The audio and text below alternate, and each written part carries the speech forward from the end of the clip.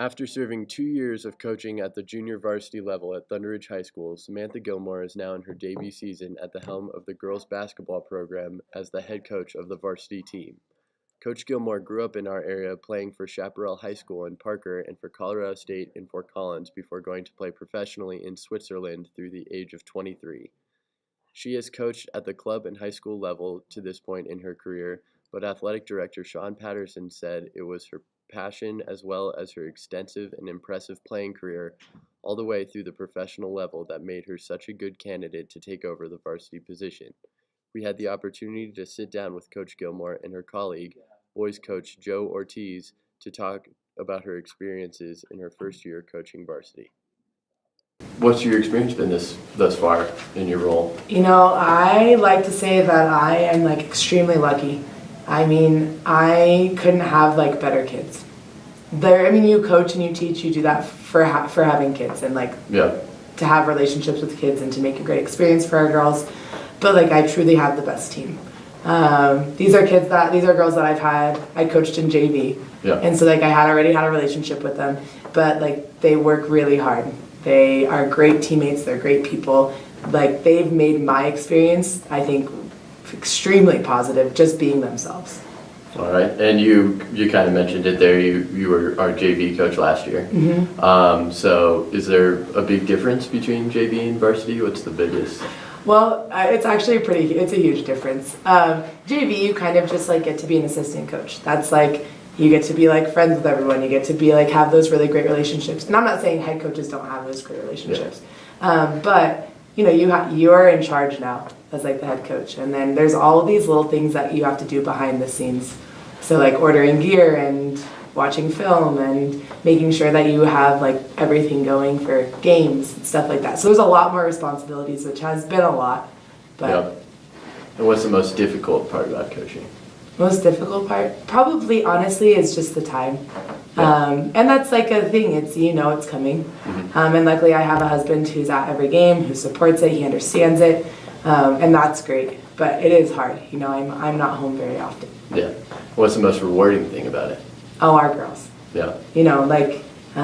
We had a game against Regis, and I went into that locker room with them, and I honestly it was the best game we've played all year. It was some of our we just never quit. And I went in there and I couldn't have been any prouder of us preparing for that game, us being ready, us performing, and honestly getting to be in there with them and that experience and enjoy and love the game like I do. All right. Who's been your biggest supporter through all this? I have a few. Miss Coach Ortiz. Coach Ortiz is one of the best mentors I could ever ask for. He's been here for 22 years. He's been really successful, basically trying to model how I do things after him. I go to him all the time, Mm-hmm. calling him all the time. Yeah. He's answering. He'll always answer. He'll be at an Avalanche game, and he's what's up? Okay. Joe Ortiz has been the ThunderRidge boys basketball coach since the school's founding in 1996, has won over 400 games, and has seen several coaches atop the girls' program.